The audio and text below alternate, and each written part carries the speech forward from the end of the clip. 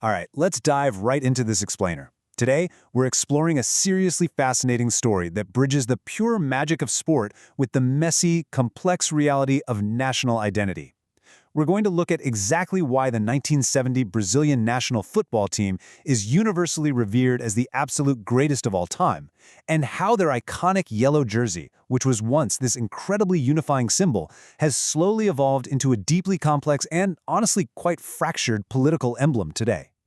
We're kicking things off with a massive claim from a guy who wasn't exactly known for exaggerating, England's 1966 World Cup winning manager, Alf Ramsey. After his defending champion English side played Brazil in the 1970 group stage and lost 1-0, he just flat out stated they were the most complete team I've seen. And this wasn't just standard post-match politeness. It was this sudden realization that the entire footballing world was witnessing a totally new standard.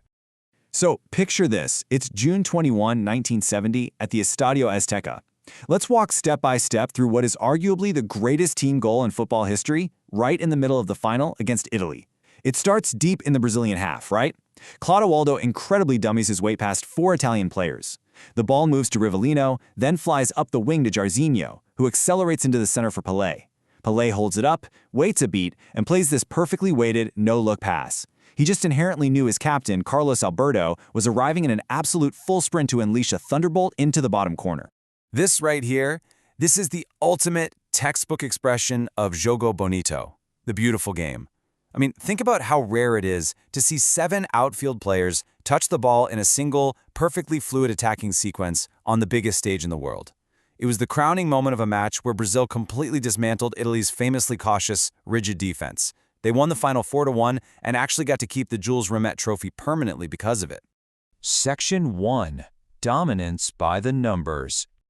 Now, the argument for this being the greatest team ever isn't just about the beautiful, free-flowing football we just talked about. It is completely backed up by undeniable margins. Just take a look at their phenomenal forward, Jairzinho. During this tournament, he scored an unprecedented 7 goals. But here's the crazy part. He found the back of the net in all 6 consecutive matches, from the group stage straight through to the final. That was a feat that had literally never been done before in World Cup history, and astonishingly, it's never been repeated since. And if we zoom out to look at the margins across the whole team, it gets even wilder.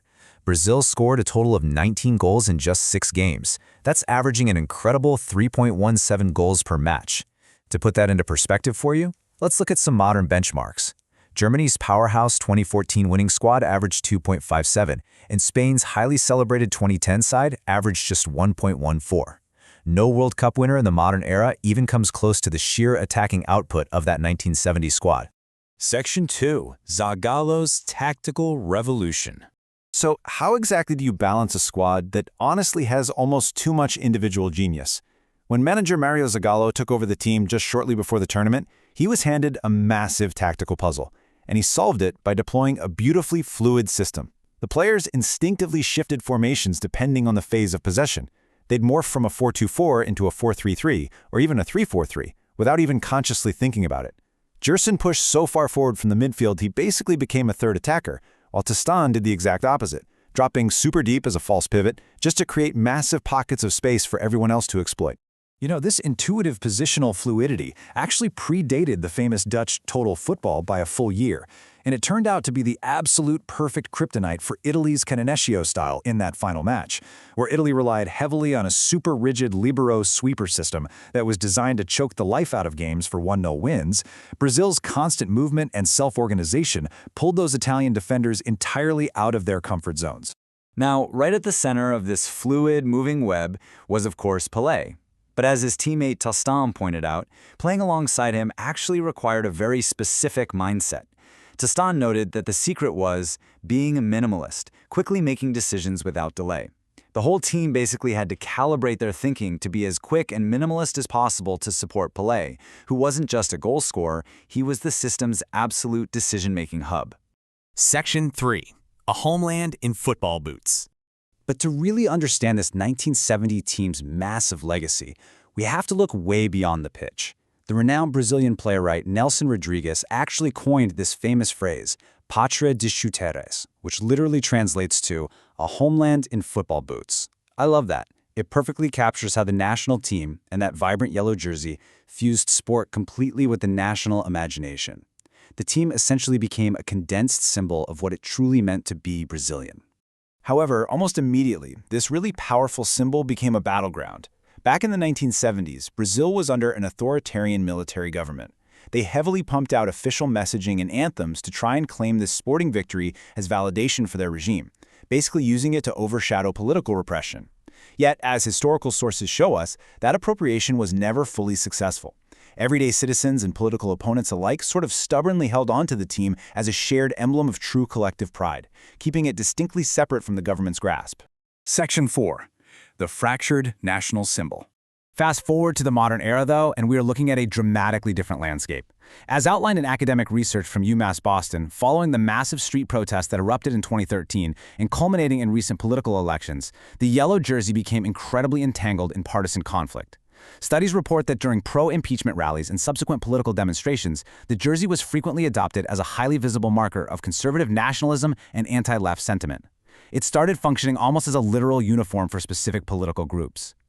So, the crucial takeaway here is a pretty stark cultural contrast. What was historically an undisputed, unifying symbol of Brasilidade, or Brazilianness, deeply tied to joy and collective sporting excellence, has gradually fractured. It's become a highly contested political emblem that divides right-wing and left-wing groups. For a lot of people today, it has unfortunately lost its status as a broadly shared national mirror. And man, this cultural destabilization wasn't just happening in politics. It was painfully amplified on the pitch by the sheer trauma of the 2014 World Cup. That devastating 7-1 defeat to Germany on home soil, it marked a profound symbolic rupture. Sociologists point out that this match, famously known as the Mineirência disaster, acted as a really powerful metaphor for a nation suddenly losing confidence in its own narrative and its own identity. On top of all that, anthropological studies show us that the way fans actually consume football has completely transformed. With the massive global dominance of European leagues today, younger Brazilian generations are often forming much stronger emotional bonds with transnational clubs, like Real Madrid or Manchester City, than they are with their own national team. This globalized fandom effectively relocates their affective territory, meaning their deepest loyalties are shifting away from the nation-state, which really weakens that traditional bond. Section 5. Reclaiming the 1970 legacy for 2026. Which brings us to the ultimate challenge. When we look toward the expanded 48-team 2026 World Cup and compare these two eras, the modern Brazilian squad obviously boasts massive individual talent, with incredible Champions League pedigree.